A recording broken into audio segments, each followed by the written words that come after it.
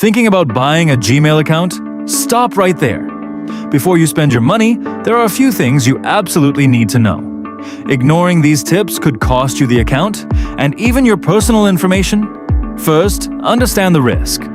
Buying or selling Gmail accounts may violate Google's terms of service. That means the account could be restricted or permanently disabled at any time. Second, be careful with the seller. Don't trust random websites or social media pages that promise 100% safe accounts. Fake sellers are everywhere, and many disappear after receiving payment. Third, if you already purchased an account, secure it immediately. Change the password, update the recovery email, add your own phone number, and turn on two-factor authentication. Fourth, never use a purchased Gmail account for banking, cryptocurrency, or other sensitive personal information.